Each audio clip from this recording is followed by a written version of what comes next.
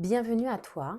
Aujourd'hui, je décide de faire cette vidéo spécifiquement sur un des outils de sabotage qu'utilise le vœu ancien de renoncement à sa puissance quand il est actif dans le système énergétique de quelqu'un, et notamment peut-être du tien. Ce vœu touche particulièrement les personnes puissantes, intuitives, sensibles, lumineuses, celles qui ont une présence, un charisme, une vision naturelle, qui ont appris à s'éteindre pour survivre. Donc si tu n'as pas encore vu cette vidéo, je t'invite à la visionner parce que les enseignements fournis notamment par l'ange Velia à ce sujet sont des outils de croyance et des transmissions qui sont vraiment incroyables. Alors, je t'avoue que ces transmissions piquent un tout petit peu, c'est-à-dire qu'elles appuient là où ça fait un peu mal pour que l'on puisse transmuter les scories de ce vœu en puissance, justement. Donc, renoncer à sa puissance,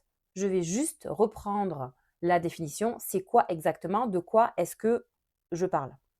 Donc, quand je parle de puissance, je ne parle pas de domination, d'ego ou de force brute, d'accord?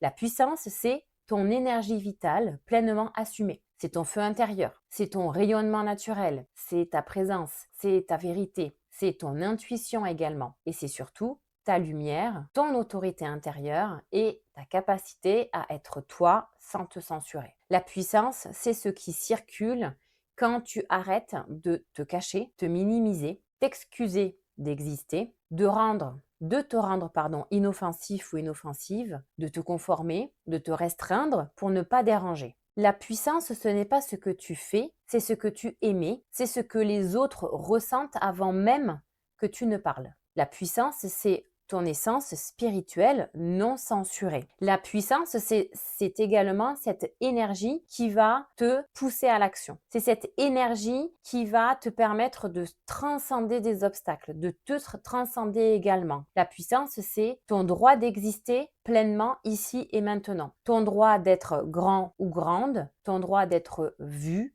ton droit d'être entendu, ton droit d'être intense et ton droit d'être différent ou différente.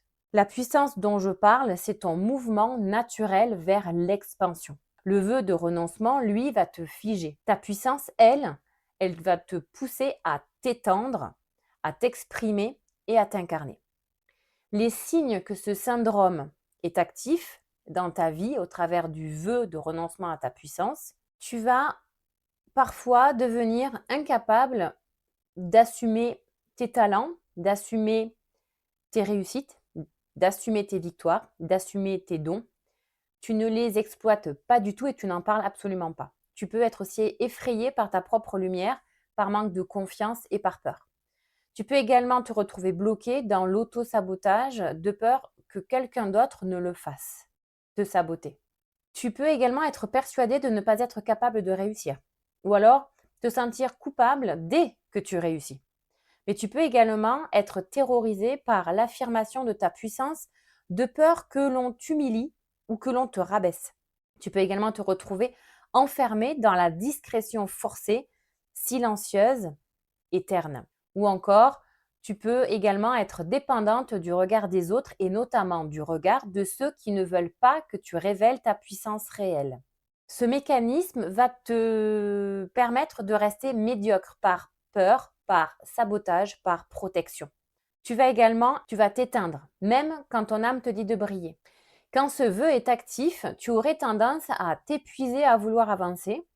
Tu ressens un manque de fluidité dans tes efforts, dans tes actions et dans la régularité de ta volonté à avancer vers tes objectifs, tes rêves ou tes souhaits.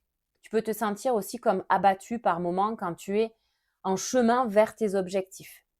Ou encore, tu peux ressentir du désespoir, un désespoir qui va s'emparer de toi parfois. Et dans ces cas-là, tu crains de ne jamais y arriver alors que tu sais que tu peux et surtout que tu le veux vraiment. Ton système de pensée et ton mental peuvent commencer à créer des pensées et des croyances limitantes, bloquantes, de dévalorisation, de démotivation profonde. Des phrases, par exemple, ça peut être je ne vais pas y arriver. Ça, c'est une phrase typique. Alors que tu es en chemin, alors que tu poses tes actions au fur et à mesure, pour aucune raison, tu as cette phrase qui vient en toi je ne vais pas y arriver. Alors que dans le concret, dans le réel, tu avances et tu ne fais pas semblant. Tu peux également développer une sorte de saturation énergétique, comme une surcharge dans ton corps physique. Parfois, tu as même besoin de disparaître, de t'isoler et d'être dans le silence pour pouvoir gérer cette puissance qui demande à sortir, mais que tu contiens. Ou encore, tu peux avoir peur d'être grande au sens importante, au sens immense et au sens puissante. Dès que tu commences à réussir ou à rayonner trop fort, à t'imposer ou à vouloir t'imposer, à incarner ta puissance, eh bien le vœu va s'activer comme une alarme. Et là, quand le vœu s'active, il y a de grandes chances que tu sabotes ton élan, ta dynamique de réussite pour redevenir au niveau standard, d'accord? Redevenir petit et vulnérable au niveau de médiocrité normale et surtout tolérable. La renaissance dans ce cas-là n'est alors qu'un sursis avant le prochain sabotage. Et je te donne cette phrase à méditer. Parce que renoncer à ta puissance, c'est parfois le moment où la puissance incarnée devient un fardeau trop lourd à porter dans un monde qui pourrait la détruire. Voilà pourquoi le vœu de renoncement à sa puissance peut s'activer dans ta vie et comment est-ce qu'il peut s'activer. Et là, je vais aborder cet outil puissant qui permet au vœu de renoncement à sa puissance de se matérialiser dans la matière, dans le concret. C'est le syndrome du phénix. L'ange Velia m'a transmis ces informations concernant ce fameux syndrome du phénix. C'est vraiment le côté le plus dark du phénix. Et attention, ce dont je vais te parler maintenant, ce n'est pas un petit mécanisme psychologique. C'est un mécanisme inconscient, souvent karmique, souvent transgénérationnel et très rarement un simple choix d'incarnation. Ok? Un mécanisme d'incarnation, c'est quand ton âme dit, allez, one shot, une seule fois, dans cette incarnation-là, je teste une nouvelle expérience et seulement dans cette incarnation-là. Il y a des mécanismes et des schémas dont tu vas faire l'expérience pour une incarnation, mais là, ce mécanisme et notamment ce syndrome dont je te parle, c'est très souvent karmique et transgénérationnel ou transgénérationnel, ok? Là, on est ailleurs. Hein. On est dans quelque chose de plus ancien, de plus profond et de plus inscrit dans tes cellules, dans tes mémoires cellulaires, ok? Le syndrome du phénix, c'est quoi? C'est chercher ta puissance dans la chute, au lieu de la chercher dans l'incarnation stable. C'est croire que pour renaître, il faut d'abord brûler, que pour être fort, il faut souffrir, que pour être puissant, il faut passer par le feu. Et oui, le phénix renaît toujours de ses cendres, c'est le principe. Mais pour renaître, il doit d'abord mourir, il doit brûler, et donc il doit souffrir.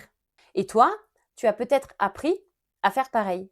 Le syndrome du phénix, c'est quand tu utilises l'effondrement comme un moteur de transformation.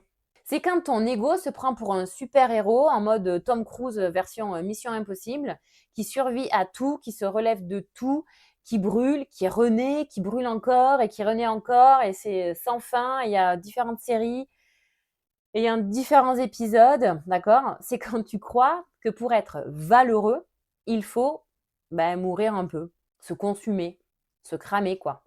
Et tu sais quoi?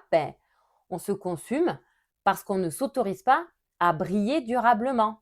C'est une stratégie de survie qui finit en prison de cendres. Et quand ce syndrome est actif, eh bien, tu peux provoquer inconsciemment tes propres crises. Tu peux saboter tes réussites. Tu peux créer des ruptures, des échecs, des effondrements. Tu peux également te détruire juste assez pour pouvoir te reconstruire derrière. Tu peux également chercher l'ivresse de la renaissance, te sentir vivant uniquement dans la reconstruction. Oui, c'est pervers. Oui, c'est le côté sombre du phénix, parce que c'est là que tu pourrais te sentir puissant ou puissante. Pas dans la stabilité, pas dans la tranquillité, pas dans la souveraineté, mais dans la renaissance.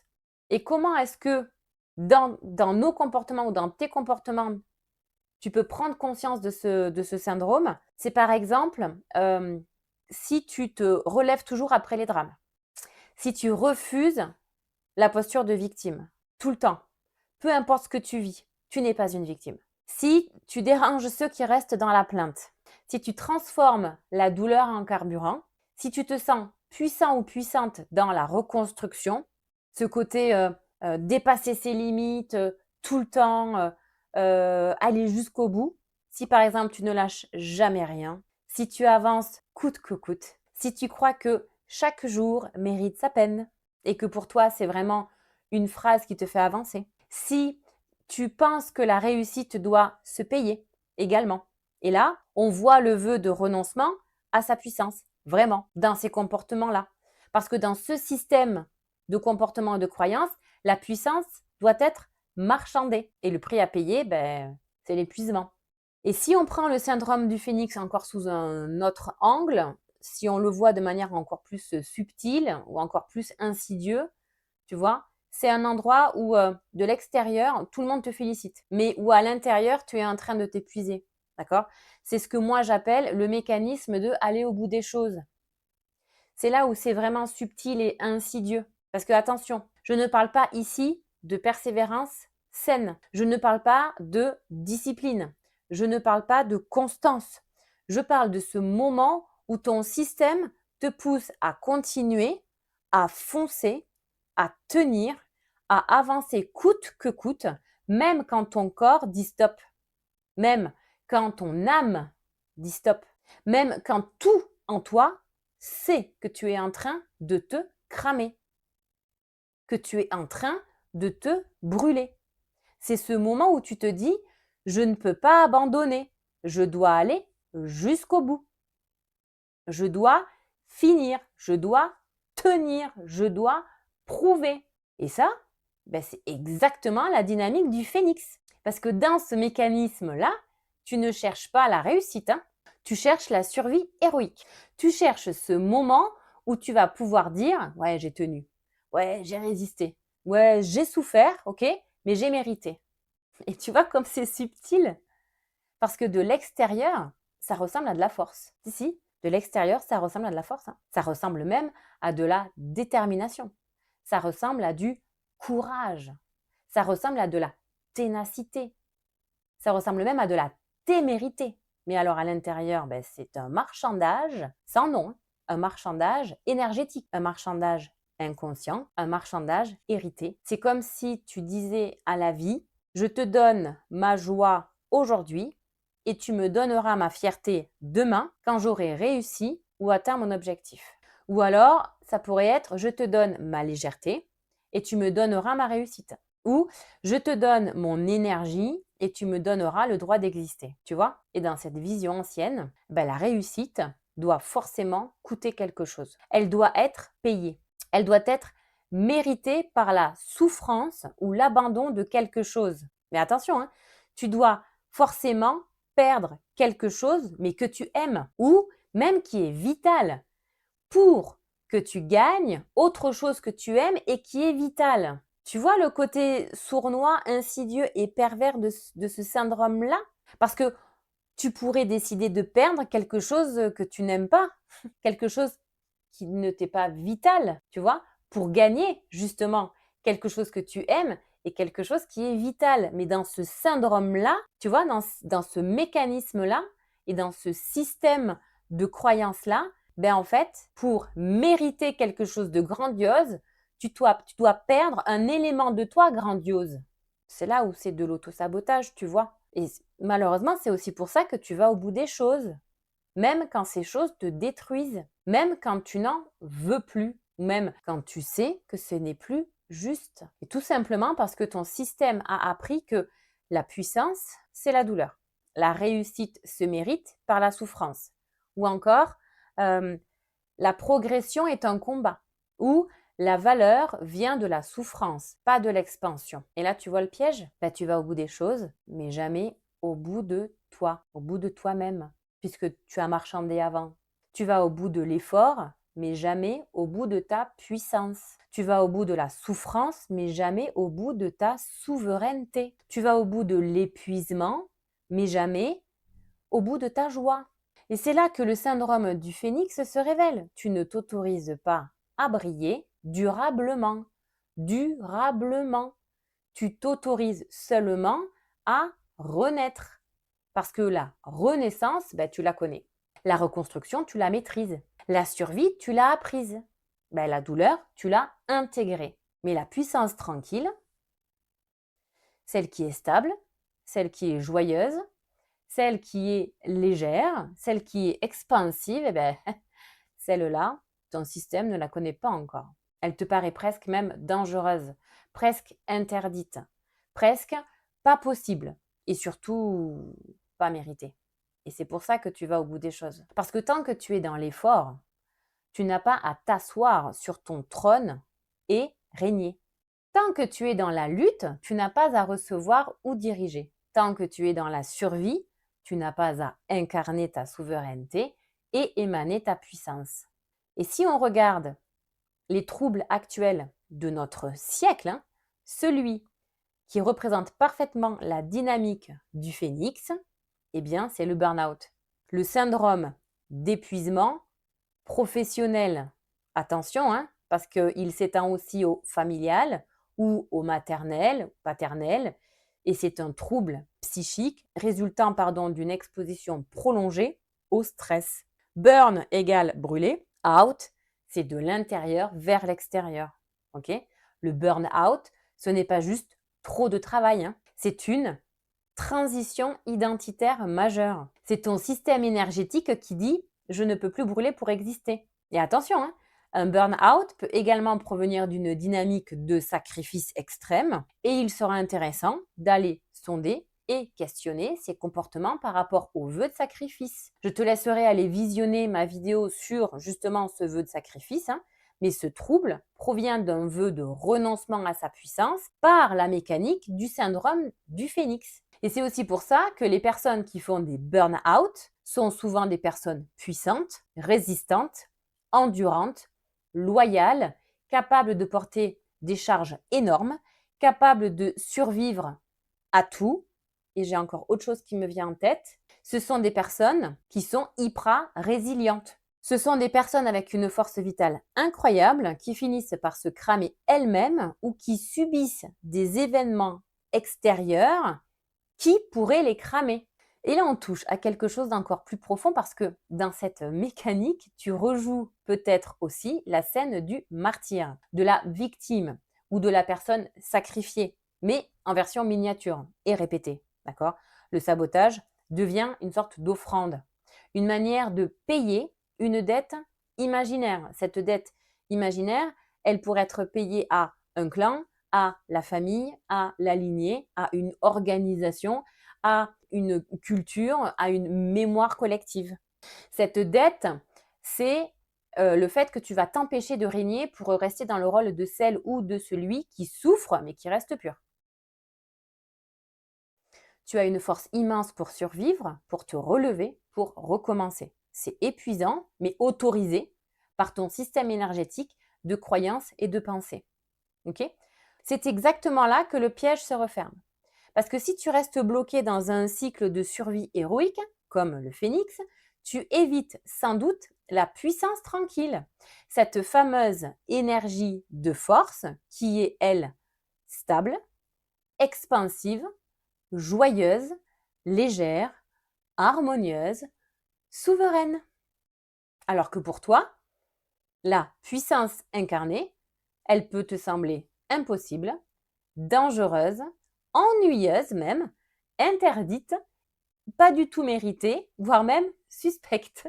Parce que dans ton système de croyance, alors le tien ou celui de ta famille, de ta culture, de ta lignée, la réussite ne peut venir que de la souffrance. Et tu as appris à souffrir, pas à savourer. Tu n'as pas appris à recevoir. Tu n'as pas appris à t'asseoir dans ta puissance. OK ? Et il y a une phrase réelle, concrète, entendue et répétée plusieurs fois qui résume tout. C'est la phrase « Tout ce qui ne me tue pas me rend plus fort ». Cette phrase, elle est magnifique. Mais cette phrase, c'est le poison du phénix. Elle dit « Pour être fort, il faut frôler la mort ». Et si tu as grandi avec ça, alors oui, tu as appris à souffrir et à endurer des douleurs pour exister. Et là, forcément, tu peux avoir des souvenirs qui remontent. Tu peux avoir des flashs, tu peux avoir des scènes, tu peux avoir des moments de ta vie en images ou même de la vie de ta famille, des événements. C'est normal, c'est un signe que cette mécanique est présente et qu'elle bloque ton accès à ta puissance tranquille. Et si on regarde encore sous un autre angle le syndrome du phénix, il va créer une dynamique de croissance post-traumatique. C'est utiliser l'effondrement pour se transformer. C'est provoquer inconsciemment ses propres crises, ses propres ruptures, ses propres démissions, ses propres échecs, ses propres conflits, ses propres effondrements émotionnels, parce que ton mental est conditionné à générer quoi? De la dévalorisation, de la démotivation, de l'effondrement, du sabotage, dès que la réussite devient atteignable, dès qu'elle pointe son nez. C'est à cet instant précis que ton mental devient le saboteur de ton âme. Vraiment. Parce que c'est là que le phénix prend tout son sens. Parce que le phénix est lié aux énergies stagnantes, aux mémoires anciennes, aux tensions cristallisées dans le corps physique, dans les corps énergétiques, dans le mental. Son feu représente la purification émotionnelle. Son feu représente la purification émotionnelle, mais pas pour éviter la douleur, mais pour brûler les scories du passé et faire émerger une nouvelle clarté. Les scories, c'est quoi? Les scories, ce sont les résidus de l'ancien toi. Ce sont les poussières de tes anciens pactes. C'est ce qui se détache lorsque ta puissance revient. Et là, on arrive au cœur du paradoxe parce que le phénix, c'est spectaculaire, alors que la couronne, ta souveraineté, elle, est silencieuse. Le phénix brûle, alors que la souveraineté n'a juste qu'à s'asseoir. Le phénix va renaître encore et encore, alors que ta puissance tranquille, elle va demeurer. Le sabotage, c'est refuser la couronne, refuser le trône et refuser ta place. Si tu t'es reconnu dans ce que je viens de décrire, ce n'est pas un hasard, toujours pas. Ce mécanisme ne disparaît pas tout seul, d'accord? Il est ancien, il est enraciné. Tu n'as toujours pas à le porter tout seul. Avec l'ange Velia, je peux t'aider à déloger ce mécanisme, à dissoudre le vœu ainsi que les scories attachées au vœu, restaurer ta puissance, t'installer dans ta souveraineté tranquille. Donc, si tu sens que c'est le moment pour toi, eh bien, tu peux réserver ta séance juste sous cette vidéo en cliquant sur mon calendrier. Si tu veux avancer à ton rythme, abonne-toi pour la suite des enseignements. Ta puissance n'attend plus que toi et moi, je serai toujours là pour t'y amener. Merci pour ton soutien et je te dis à bientôt.